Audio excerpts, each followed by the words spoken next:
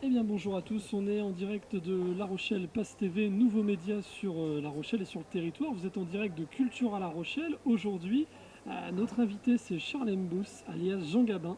Il est né le 28 janvier 67 à Paris, acteur, rappeur, écrivain. Charles, bonjour, comment vas-tu? Ça va bien, Enfin, tranquillement, ouais, impeccable. franchement.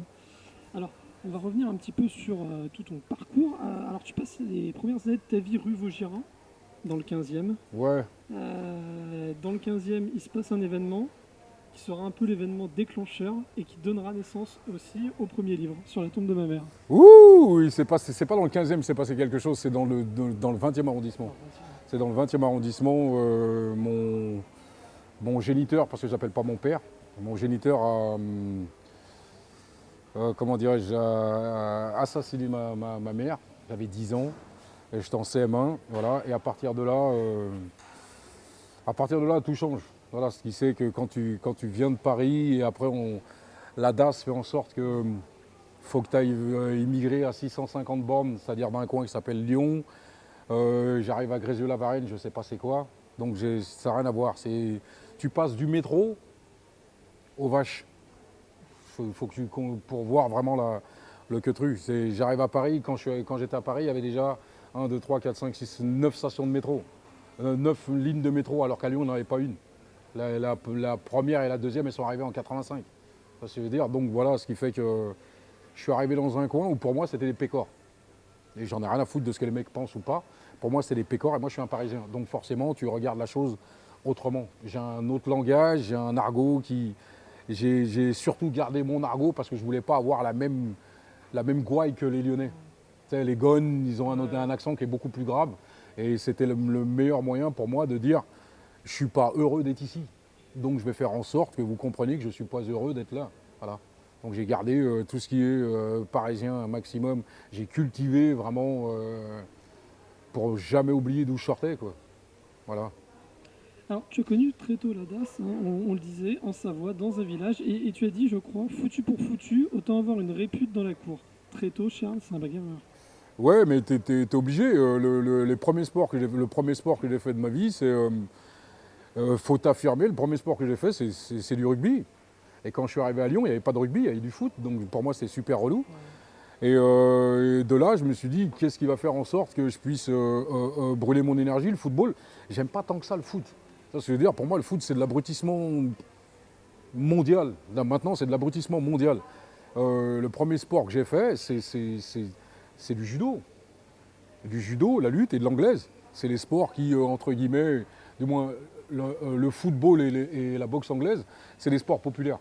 Mais pour te faire respecter dans une cour de récréation, il y a le football et la boxe. Mais j'ai préféré la boxe que le foot. Voilà, je suis pas un super fan de football parce que on déploie des valeurs qui n'ont strictement rien à voir avec des valeurs. Voilà. 17 ans, tu reviens à Paris, Ouais. et là, c'est les requins vicieux. Ouais, je reviens à 17 ans à Paname parce que j'ai le choix j'ai le choix de glander dans le Rhône-Alpes. J'ai le choix de glander dans le Rhône-Alpes. J'ai le choix de construire les prochains piliers des Jeux Olympiques à Albertville qui sont en 92. Et moi, je me suis tiré avant. Justement, je déteste la Savoie, la Haute-Savoie, donc je me suis tiré avant. Je suis arrivé un peu trop tôt, j'ai pas que ça à foutre de rester à Albertville, donc je me suis dit, je vais monter à Paname, et à Paname, je vais essayer de poser mon derche à Paname. Et donc pour moi, ça a été super difficile. Il a fallu que j'aille chez mon daron. Mon daron, il a buté ma daronne.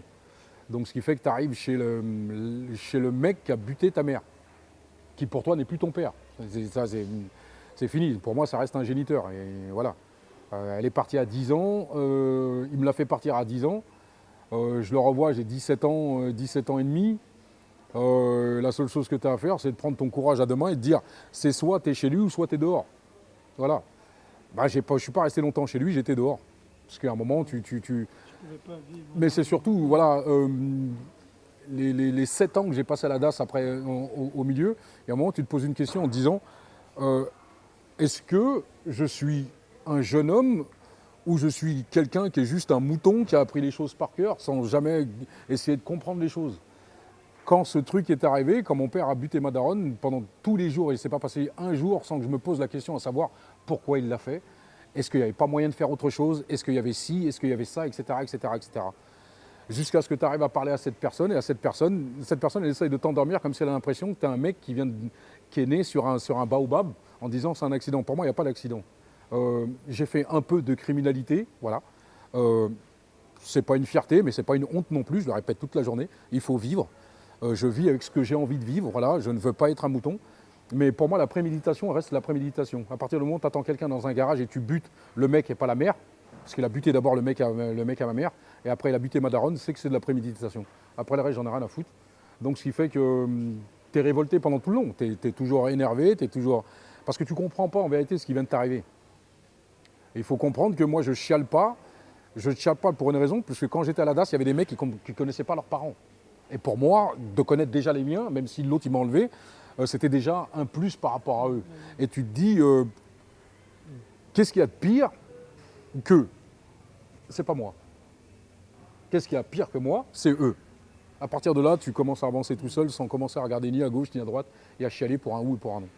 Voilà. Alors, tu es un précurseur de la hype en France depuis 80. Ta carrière est remarquable. Est-ce qu'on peut revenir sur tes débuts dans le hip-hop? On rappelle avec un premier album Ma Vie en Ouais. 2003. Donc, tu peux revenir un peu sur cette période. Tu as connu le terrain vague de la Chapelle. Ouais, tu as voilà. connu toute cette époque. Ben, j'ai eu du bol, voilà, les années hip-hop, c'est les années 83, 84, 85, voilà, voilà. J'ai eu du bol, j'étais encore à la DAS, voilà, puisqu'à 18 ans, 18 ans, je suis en 80, en 18 ans, je suis en 85. Voilà, donc je suis encore à la DAS, tout ça.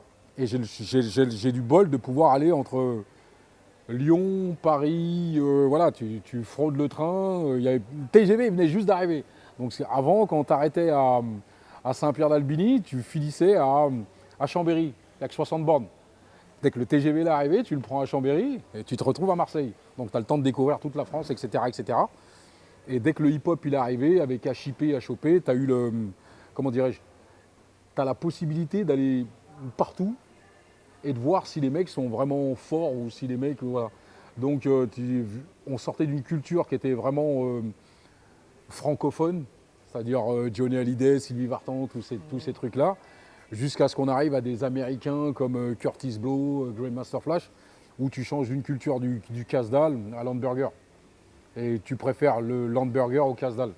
Même si j'adore la cochonaille, mais bon, je préfère quand même l'hamburger. Et à partir de là, bah, tout change. Tenue vestimentaire, danser, ça n'a plus rien à voir. Avant, quand tu dansais un peu dehors, on te prenait pour un Romanichel ou pour un mec qui est un peu perdu. Là, maintenant, bon, on trouve que ça fait un peu festif, etc., etc. Mais c'était déjà un moyen de dire aux gens, bah, on n'est pas comme vous, on va essayer de faire autre chose. Et puis, j'ai commencé, en regardant les vidéos, tout ça, tu te dis, je vais commencer à me mettre à danser. Parce que j'ai commencé à faire de la danse, j'avais un tutu. Enfin, je veux dire, mais il n'y a pas de photo, il n'y a pas de bordel, donc c'est prescrit, donc je peux y aller. Et il y a un moment, tu te dis, qu'est-ce qui peut faire en style? Et les danses qu'on avait avant, c'était la danse classique, j'ai fait de la danse classique. Et ou sinon, c'est modern jazz, etc., etc. Et là, tu arrives à un truc où tu te dis, on peut faire une danse n'importe laquelle, hip-hop, et on va la faire. Et c'est ce qui a tout changé. Bon, il faut voir que les années 85, c'est pas les années 2000. Donc la moralité ou la morale, elle est dans mes grolles. Voilà, j'ai faim, donc je vais chercher ce que je dois aller chercher. J'ai une petite conscience et une morale. Elle n'est pas à tous les étages, mais elle est quand même au rez-de-chaussée, quoi. Voilà. Voilà. Et surtout, tu les emmerdes. Oui, ça c'est un truc qui est clair et net. C'est un truc qui est clair. Voilà. Donc, tu es là aujourd'hui, surtout, la raison de ta venue, c'est quand même à l'Est. Ouais, voilà. Ce livre, alors on parle de l'Allemagne, surtout. Ouais, Les 4 mois, c'est ça, les 4 mois phares de... Non, voilà. Là, on est. Explique-nous, Là, je t'explique 3 mois, 3 mois et demi d'un mec qui jouit d'une liberté, et qui se procure cette liberté et qui n'a pas envie de rester en France parce qu'en France, il sait déjà ce qu'il va faire. Ouais. Voilà. La chance que j'ai, c'est que j'ai la possibilité d'être à Berlin, donc je suis à Berlin. Et à Berlin, il faut vivre et voilà. J'ai jamais été quelqu'un de très honnête. J'ai commencé à travailler honnêtement, j'avais 36 ans. Ça, je veux dire, ça fait que ça va faire bientôt 14 ans. Avant ces 14 ans-là, j'étais au lit de la société. Je suis un mec qui ne vote pas et je n'irai jamais voter parce que pour moi, c'est qu'une bande d'idiots qui vont se presser pour aller élire 5 crétins qui se foutent de votre gueule. Je suis désolé. Donc je ne vote pas. Voilà. Je pense qu'un citoyen, ce n'est pas forcément un mouton. Ce qu'on veut, c'est que les gens soient des moutons, mais pas des citoyens. Je suis un citoyen, donc pas un mouton. Il y a un tas de trucs qui faisaient que c'est pas possible. Là où tu regardes les choses, tu dis bon, ça va. Alors, est-ce qu'aujourd'hui, ça t'arrive de faire un focus sur ta carrière, même si elle n'est pas finie, hein, Ouais, j'entends ouais, bien, hein, il y a encore plein de choses Carrière, qui arrivent, il y a un c'est- troisième livre, Ouais, voilà. il y a le cinéma, je sais que tu travailles sur des scénarios. Je sais aussi que tu as une fille, tu as renoué contact avec elle depuis un moment Ouais, maintenant. ouais, ouais. Quel regard elle porte sur ton parcours d'homme et ton parcours d'artiste, de comédien, d'écrivain? Bah, t'as deux problèmes. Ma fille, là où elle habite dans un coin où moi j'ai un peu déconné. Et si t'entends généralement les histoires qu'on rencontre sur son père, elles sont pas belles. Et j'ai toujours dit à ma fille, euh, si tu veux quelque chose de moi, demande-le-moi. Si par contre on te demande quelque chose, on te demande si c'est vrai, dis-toi qu'il manque 50%. Voilà, ça s'arrête là. Il y a un moment, j'ai une vie à vivre. Ma fille, elle n'existait pas. Voilà, maintenant que ma fille, elle existe, je dois faire, bon aujourd'hui elle a 26 piges, donc voilà, mais tu dois faire une chose, la chose c'est, je lui ai dit déjà, tu ne me feras pas honte à moi, tu pourras te faire honte qu'à toi-même. Je ne me suis pas fait honte à moi, je ne vois pas comment je vais lui faire honte à elle. Voilà, tout ce que j'ai fait c'est par rapport à ma morale et au fric. Il n'y a pas d'histoire d'enfants, de pédophilie, de viol, etc., etc. C'est que du fric et de l'aventure. Voilà, ma morale, elle se situe au rez-de-chaussée. Voilà, au rez-de-chaussée, ça reste que du fric, autre chose. À l'étage du dessous, c'est-à-dire aller en dessous, tu peux avoir tout ce que tu veux, pédophilie, viol, etc. Moi, je suis au-dessus. Ça s'arrête là. J'ai toujours dit, je ne suis pas un voyou comme au sens propre, je suis un troubadour. Un voyou, il reste dans son quartier et il reste toujours dans ce qu'on appelle aujourd'hui l'affiliation où tu dois donner des comptes à un tel et un tel, un tel. Je donne des comptes à personne. Je m'en fous de savoir si tu es un super mafieux ou quoi que ce soit. Tu fais pipi et caca comme moi, donc tu iras aux toilettes à un moment ou un autre. Voilà. Alors, le premier, c'était sur la tombe de ma mère. Voilà. Le deuxième, c'était à l'Est. Mm. Et le troisième? Le troisième, théoriquement, ça sera sur Requin vicieux. Vraiment. Requins vicieux. Ouais, voilà. Où y a un mythe que j'ai envie de faire sauter, sérieux.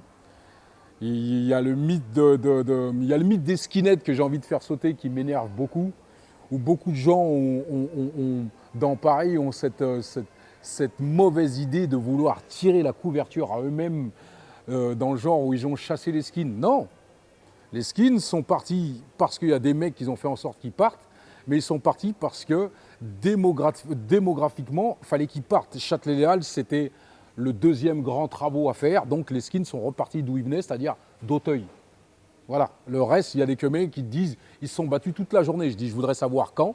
Ça, je veux dire, je suis un Parisien, j'étais vraiment dans Paris. Il y a beaucoup de gens qui te parlent de chasse aux skins alors que c'est des banlieusards.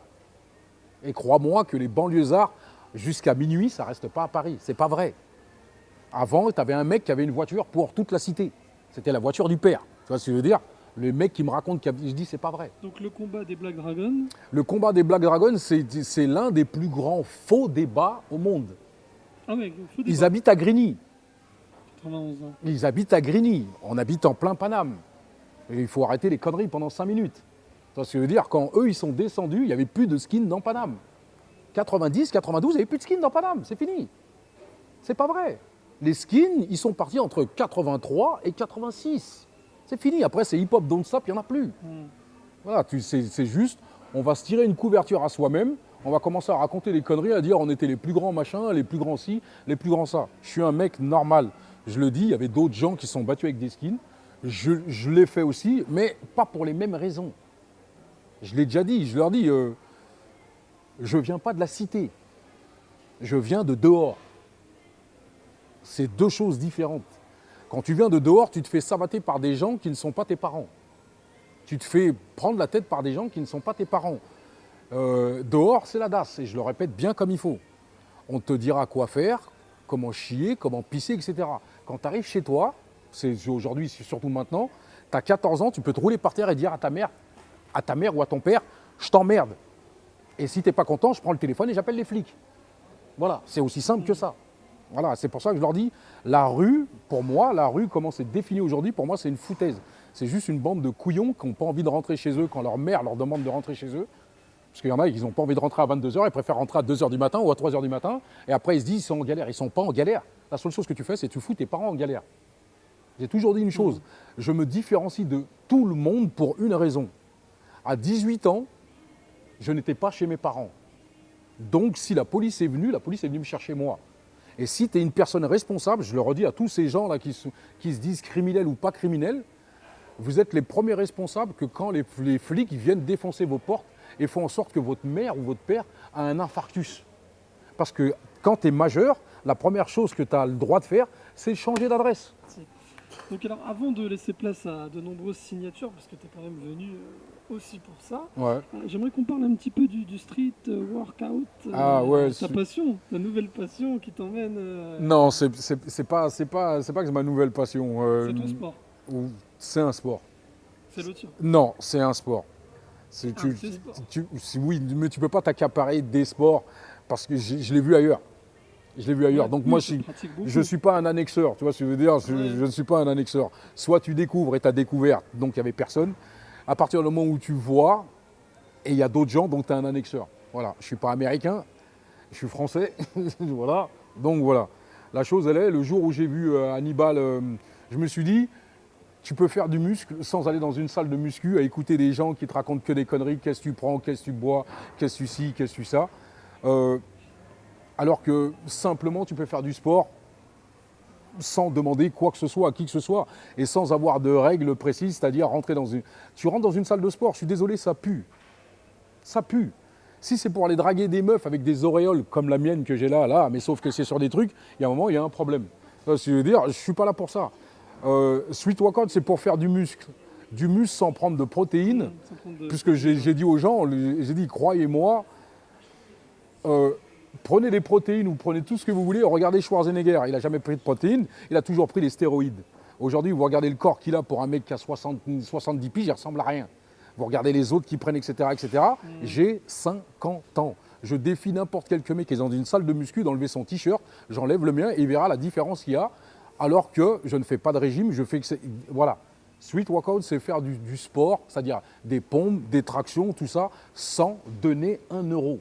C'est ce que nos grands-parents faisaient avant, du moins nos grands-parents. On ne va pas rentrer chez Sarkozy, mais nos grands-parents, voilà, ceux qui étaient en Europe, en Afrique, ça m'étonne, mais ceux qui étaient en Europe faisaient du sport, c'est-à-dire les Allemands, les Suisses, les Belges, les Français pas trop, c'est pas trop des sportifs, mais les gens faisaient de la barre, faisaient de la gymnastique, on appelait ça comment on appelle ça, la culture physique, parce que la culture physique qui est devenue musculation, c'est autre chose. Donc tu fais de la musculation sans prendre de poids. C'est comment on appelle ça, c'est du poids de corps que tu fais. Et le poids de corps, c'est 10 fois mieux. Voilà, je rentre dans ma chemise sans Bon là, putain, merde. Là, je l'ai noyé, j'ai noyé ma chemise, désolé. On rappelle avant de se quitter Sur la tombe de ma mère, le et 1. à l'Est aux éditions Don Quichotte. voilà, de Don Quichotte, hein, une affaire qui dure, hein, parce que c'est le deuxième livre que tu sors chez eux, le troisième sortira. Ben, j'aime bien Don Quichotte, le troisième, là, voilà. J'aime bien Don Quichotte parce qu'ils m'ont donné l'opportunité de faire déjà le premier et de faire le deuxième. C'est pas donné à tout le monde. Tu vois ce que je veux dire? T'as beau être entre guillemets, une prominente ou je sais pas quoi, je peux te dire que tu peux avoir des refus. Tu peux avoir des refus, tu peux avoir un tas de choses, tu peux, ne serait-ce que, voilà, euh, quand j'ai fait sur la tombe de la mer, ils ont lu mon bouquin. Voilà.